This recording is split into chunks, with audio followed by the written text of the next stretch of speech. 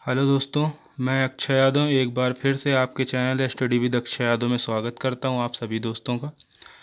तो आज हम लेके आए हैं कुछ सामान्य ज्ञान के मोस्ट इम्पॉर्टेंट क्वेश्चन जो हमारे सभी प्रतियोगिता परीक्षाओं में आते हैं। और ये एक पूरा एक तरीके का मॉडल पेपर है जीएस का। तो आइए देखते हैं। उससे पहले हमारा एक कहना है कि अगर आप हमारे चैनल पे नए हैं तो हमारे चैनल को सब्सक्राइब कर लीजिए और बेल आइकन को दबा लीजिए, जिससे कि आपको हमारे नए वीडियोस की नोटिफिकेशन एग्जैक्ट टाइम पे मिलते रहें। तो चलिए बढ़ते हैं अपने क्वेश्चंस की ओर। तो आज का हमारा पहला क्वेश्चन है, वो है हड़प्पा की सभ्यता किस युग की सभ्यता थी। तो एक नंबर पे हमारा जो क्वेश्चन, एक नंबर पे आंसर है कांस्य युग, नवपाषाण युग, लौह युग या पाषाण युग। तो ये किस युग की सभ्यता है? ये हमारी कांस्य युग की सभ्यता है। और ये कांस्य युग जो था, इसमें मनुष्य तांबे और टिन जैसे मिश्रित धातु कांसे का प्रयोग करते थे। नेक्स्ट क्वेश्चन की ओर चलते हैं। नेक्स्ट क्वेश्चन है हमारा, भगवान बुद्ध ने अपना पहला धर्मोपदेश कहाँ पर दिया था? एक नंबर है उत्तर प्रदेश सारनाथ, बिहार बोध गया, बिहार के नालंदा में, उपरोक्त में से कोई नहीं। तो इसका आंसर क्या हो जाएगा? इसका आंसर हमारा हो जाएगा उत्तर प्रदेश के सारनाथ में। उत्तर प्रदेश के सारनाथ में इनको जो ज्ञान की प्राप्ति हुई थी वो बोध गया बिहार में हुई थी। और गौतम बुद्ध जो थे, ये सारनाथ में इनका ये जो प्रथम धर्मोपदेश था, इसे यहीं पे दिया था इन्होंने। तो इसे ऋषभपत्तनम आए थे, वहाँ पे दिया था इन्होंने। और 5 ब्राह्मण थे इस पे, और उन्हीं ब्राह्मणों के द्वारा या फिर उनके बौद्ध धार्मिक ग्रंथों में जो है वो इस उपदेश को धर्म चक्र परिवर्तन के नाम से भी जाना जाता है। तो नेक्स्ट क्वेश्चन की ओर चलते हैं। प्राचीन भारत का प्रसिद्ध शासक कौन था जिसने अपने जीवन के अंतिम दिनों में जैन धर्म को अपना लिया? एक नंबर समुद्रगुप्त, बिंदुसार, चंद्रगुप्त, अशोक। आंसर क्या हो जाएगा? C is right answer, Chandragupta. Chandragupta Maurya जो थे, इन्होंने अपने अंतिम दिनों में जैन धर्म अपना लिया था। और इनको जैन धर्म अपनाने वाले जिनसे इन्होंने शिक्षा दीक्षा ली थी, उनका नाम था भद्रबाहु। भद्रबाहु से इन्होंने शिक्षा दीक्षा लेकर श्रवण बेलगोला नामक एक स्थान है जो कर्नाटक में, वहाँ पे चले गए और इन्होंने वहाँ पे अपनी देह त्याग भी किया। नेक्स्ट, हल्दी घाटी की लड़ाई किन के बीच लड़ी गई थी? अकबर और राणा संग्राम सिंह, अकबर और मेदिनी राय, अकबर और राणा प्रताप सिंह, अकबर और उदय सिंह। इसका आंसर हमारा क्या हो जाएगा? हल्दी घाटी का युद्ध जो है वो सी नंबर अकबर और राणा प्रताप के मध्य हुआ था। हल्दी घाटी का युद्ध हुआ कब था? ये था 1576 ईस्वी में। ठीक, इसमें मुगल सेना का नेतृत्व किसने किया था? मान सिंह। और हमारे दूसरे कौन थे? आसफ खां। मान सिंह और आसफ खां थे। तो नेक्स्ट क्वेश्चन की ओर चलते हैं। और इस युद्ध में क्या हुआ था कि अकबर की जीत हुई थी। नेक्स्ट क्वेश्चन की ओर। शिवाजी की मंत्रिपरिषद में प्रधानमंत्री को क्या कहते थे? नंबर 1 पेशवा, मंत्री, सचिव, सामंत। क्या कहते थे? Peshwa. Next question, C R Das और मोतीलाल नेहरू ने स्वराज पार्टी कब बनाई थी? मतलब कब नहीं बनाई, क्यों थी, किसके बाद? तो स्वदेशी आंदोलन के बाद, असहयोग आंदोलन के बाद, सविनय अवज्ञा आंदोलन के बाद, और भारत छोड़ो आंदोलन के बाद। तो ये कब बनाई थी? ये बनाई थी हमारी सविनय असहयोग आंदोलन के बाद। क्या हुआ था? 5 फरवरी, ये तो सबको पता ही होगा कि 5 फरवरी, ये कब हुआ था? 1925 में हमारा चौरी चौरा कांड हुआ। चौरी चौरा कांड हुआ जिससे गांधी जी प्रभावित होकर असहयोग आंदोलन को स्थगित कर देते हैं।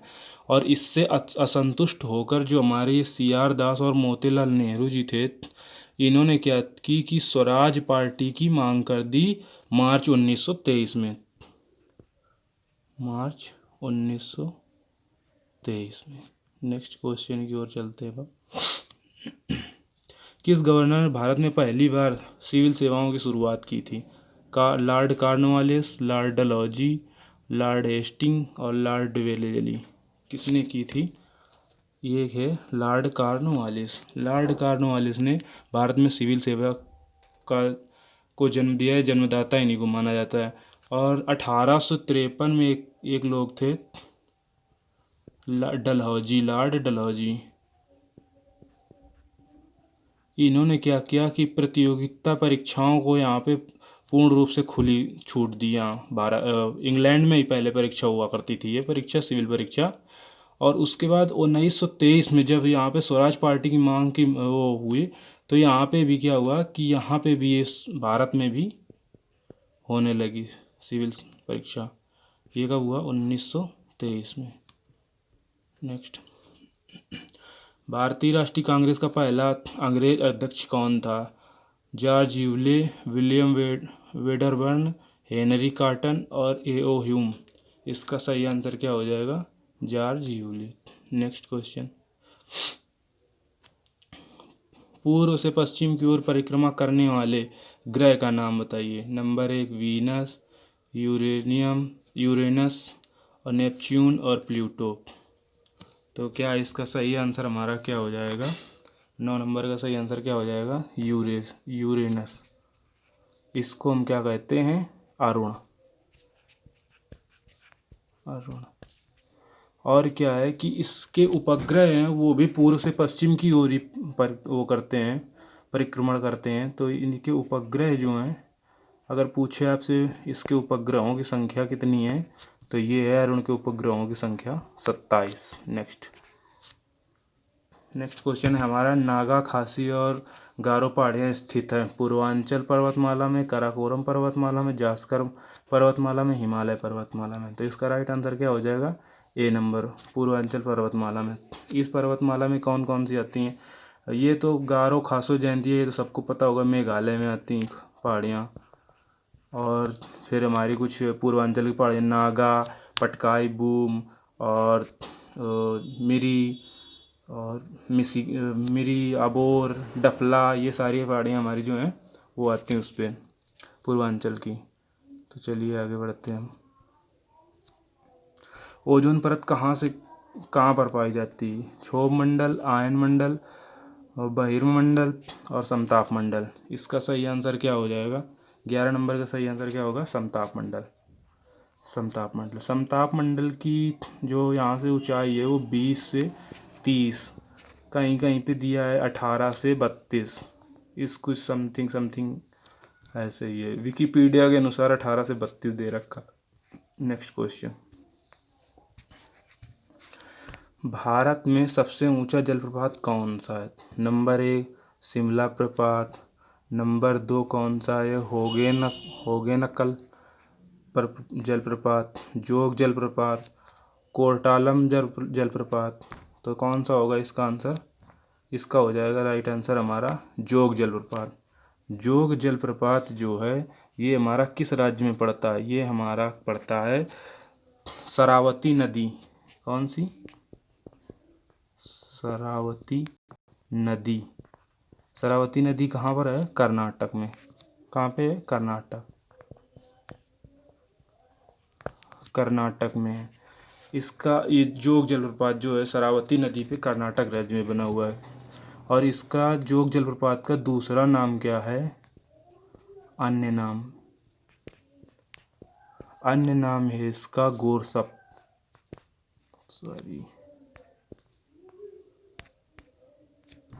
अन्य नाम है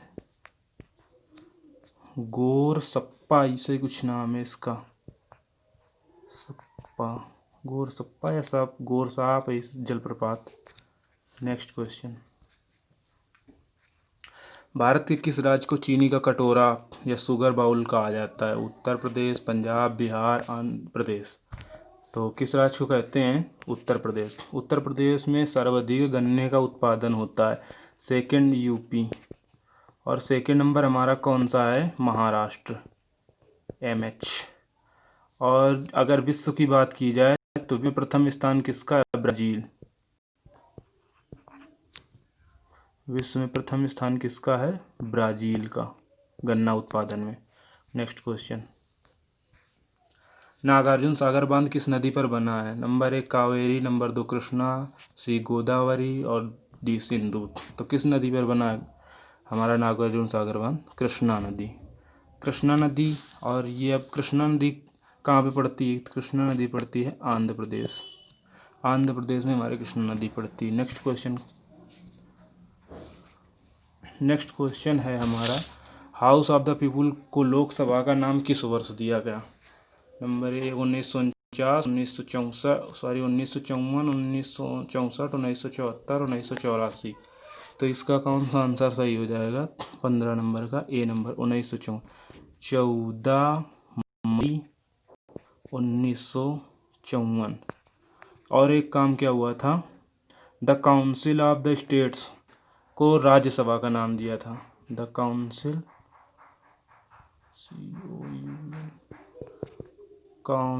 ऑफ स्टेट्स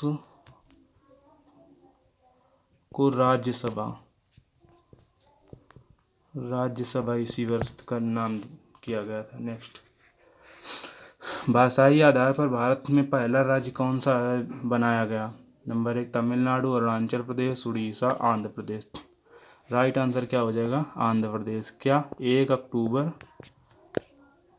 1953 को भाषा के आधार पर बनाया गया आंध्र प्रदेश। नेक्स्ट, भारत में संपत्ति के अधिकार को अब माना जाता है मौलिक अधिकार, कानूनी अधिकार, नैसर्गिक अधिकार, राजनीतिक अधिकार।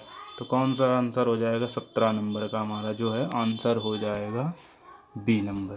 कौन सा? कानूनी अधिकार। पहले क्या था, आर्टिकल हमारे संविधान में आर्टिकल 31 में ये मौलिक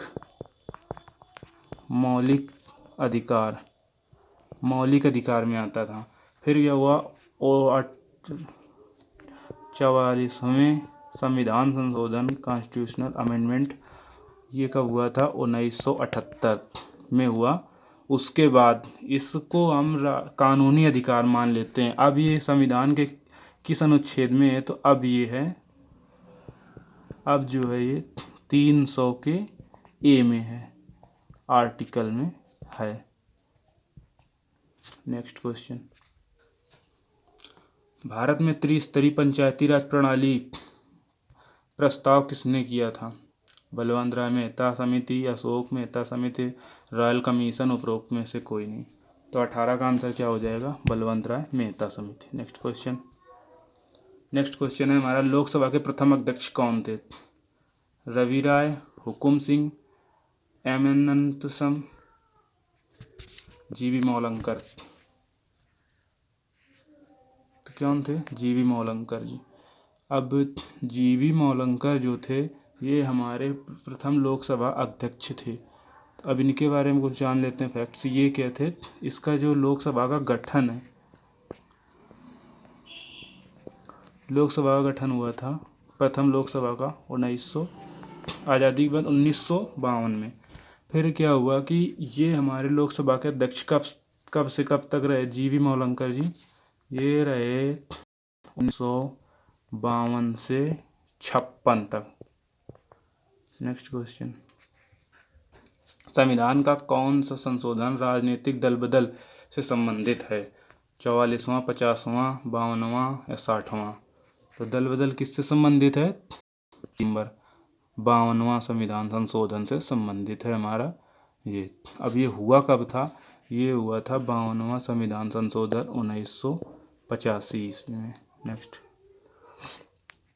मिश्रित अर्थव्यवस्था की धारणा से क्या अभिप्राय है? कृषि तथा औद्योगिक क्षेत्र में संतुलित विकास करना, ग्रामीण तथा नागरिक विकास के एक साथ करना, ग्रामीण और नागरीय निर्धनों की संपत्ति का समान वितरण, निजी तथा सार्वजनिक क्षेत्रों का एक साथ अस्तित्व। तो कौन सा आंसर हो जाएगा? निजी एवं सार्वजनिक क्षेत्रों का एक साथ अस्तित्व। नेक्स्ट, वित्त आयोग का गठन हर वर्ष होता है, हर 4 वर्ष के बाद, हर 4 वर्ष एक बार होता है, 2 वर्षों में एक बार होता है या 5 वर्षों में एक बार होता है? तो इसका राइट आंसर क्या हो जाएगा? हर 5 वर्षों में एक बार होता है। अब इसके बारे में कुछ जान लेते हैं। वित्त आयोग का गठन हमारे संविधान के आर्टिकल कितने में है, 280 के तहत होता है। अब तक के देखो वित्त आयोग, अब तक कितने वित्त आयोग बने गए हैं, ये हमारे 15 वित्त आयोग बने हैं। 15वें वित्त आयोग के अध्यक्ष कौन से हैं, एन.के. सिंह, एन.के. सिंह। और जो अगर की जाए हमारे इससे पहले की बात, तो 14वें वित्त आयोग के हमारे जो वो थे कौन से, वाई.वी. रेड्डी थे। और प्रथम की अगर हम बात करें तो ये हमारे थे प्रथम वित्त आयोग के, वो कौन थे, ये के.सी. नियोगी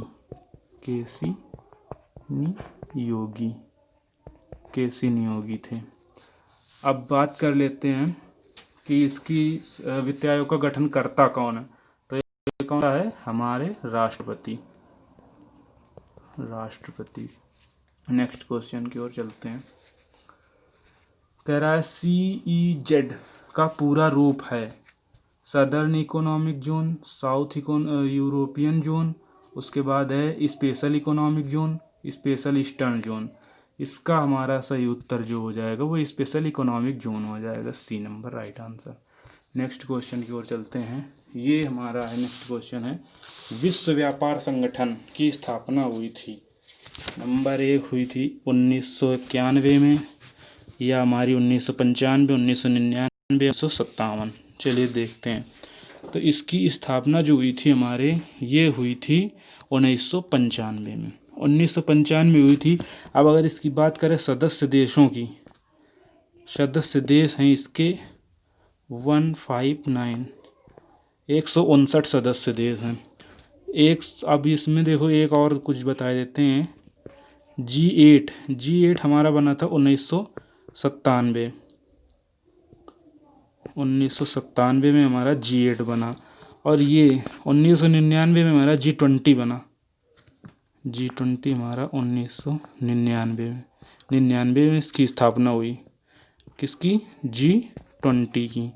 और एक बात इसकी ध्यान रखें हम कि इसका जो मुख्यालय है, विश्व व्यापार संगठन का जो मुख्यालय है वो है हमारा जिनेवा में हेडक्वार्टर है इसका, विश्व व्यापार संगठन का। नेक्स्ट क्वेश्चन, पानी में हवा का बुलबुला व्यवहार करता है उत्तल लेंस की भांति, अवतल लेंस की भांति, या अवतल दर्पण की भांति, या उत्तल दर्पण की भांति। तो इसको देख लेते, 25 नंबर का हमारा आंसर हो जाएगा उत्तल लेंस की भांति। नेक्स्ट क्वेश्चन, पृथ्वी के गुरुत्वाकर्षण क्षेत्र की तीव्रता अधिकतम होती है ध्रुवों पर, विषुवत रेखा पर, भ्रापृष्ठ पर, पृथ्वी के केंद्र पर। तो इसका सही आंसर क्या हो जाएगा, ध्रुवों पर। नेक्स्ट क्वेश्चन, लोहा किससे निकाला जाता है, इंगुल, हेमेटाइट, डोलोमाइट या बॉक्साइट या हेमेटाइट किससे निकाला जाता है, ये हेमेटाइट से निकाला जाता है। अब इसका ये सूत्र क्या होता है इसका, हेमेटाइट का, ये एक लोहे का अयस्क है, इसका सूत्र होता है Fe2O3, ये इसका सूत्र होता है, रासायनिक सूत्र। नेक्स्ट क्वेश्चन, खाने के सोडे का रासायनिक नाम क्या है, number 1 sodium carbonate, sodium bicarbonate, sodium nitrate या सोडियम नाइट्राइट। इसका राइट आंसर क्या हो जाएगा, सोडियम बाइकार्बोनेट। सोडियम बाइकार्बोनेट का अगर रासायनिक सूत्र की बात करें तो इसका रासायनिक सूत्र होता है NaHCO3। नेक्स्ट क्वेश्चन, कह रहा है मानव शरीर में सबसे लंबी कोशिका कौन सी है, मानव शरीर में सबसे लंबी पेशी कोशिका, रुधिर कोशिका, तंत्रिका कोशिका या ये अस्थि कोशिका। तो इसका राइट आंसर हमारा क्या हो जाएगा, इसका राइट आंसर हो जाएगा तंत्रिका कोशिका। तंत्रिका कोशिका की लंबाई सबसे अधिक होती है मानव शरीर में, लगभग 1 मीटर करीब। निम्नलिखित में से कौन सा रोग संक्रामक है, मधुमेह, डिप्थीरिया, कैंसर या गठिया। इनमें से कौन सा होगा, डिप्थीरिया। डिप्थीरिया को हम लोग एक गांव की भाषा में क्या कहते हैं, गला घोंटू। घोटू। नेक्स्ट क्वेश्चन, हीमोग्लोबिन क्या है? ये एक प्रकार का प्रोटीन है, वसा है, विटामिन या कार्बोहाइड्रेट? ये क्या है? ये हमारा क्या है? एक प्रकार का प्रोटीन है, संयुक्त प्रोटीन है ये शरीर के हमारे। नेक्स्ट क्वेश्चन, हीमोग्लोबिन पाया कहाँ जाता है? तो हमारे रुधिर में। अब कह रहा है मछलियों के यकृत तेल में किसकी प्रचुरता होती है? लीवर ऑयल में मछलियों के किसकी प्रचुरता होती है? Number 1 vitamin A, vitamin C, vitamin E या विटामिन डी? तो किसकी प्रचुरता होती है इसमें? विटामिन डी की। अच्छा, मछलियों के तेल में एक और चीज़ पाई जाती है, अमीनो एसिड। अमीनो एसिड ये भी पाया जाता है मछलियों के तेल में, हमारे जो प्रोटीन के लिए बहुत ही इंपॉर्टेंट चीज़ है। नेक्स्ट क्वेश्चन, नोबेल पुरस्कार किसके क्षेत्र में योगदान के लिए नहीं दिया जाता? नोबेल पुरस्कार किस क्षेत्र में योगदान के लिए नहीं दिया जाता? मतलब एक शांति, चिकित्सा, अर्थशास्त्र, कंप्यूटर शास्त्र। तो ये हमारा किसके उसमें नहीं दिया जाता? ये नहीं दिया जाता हमारा कंप्यूटर विज्ञान। दिया किस में जाता है? भौतिक विज्ञान, साहित्य, शांति, रासायनिक विज्ञान और इस सब में दिया जाता है। अच्छा, इसकी बात करें नोबेल पुरस्कार की शुरुआत की, तो शुरुआत किस वर्ष हुई थी? 1901 में हुई थी इसकी शुरुआत। नेक्स्ट क्वेश्चन, कह रहे हैं 8 मार्च को किस रूप में मनाया जाता है? विश्व पर्यावरण दिवस, अंतर्राष्ट्रीय महिला दिवस, विश्व विरासत दिवस या युवा दिवस? तो किसके रूप में मनाया जाता है? ये मनाया जाता है हमारा महिला दिवस। ये सबको पता चाहिए और पता भी होगा। नेक्स्ट क्वेश्चन, फीफा विश्व कप 2018 का खिताब किसने जीता? France, Croatia, Germany, Belgium? तो ये किसने हमारे जीता था फीफा विश्व कप का?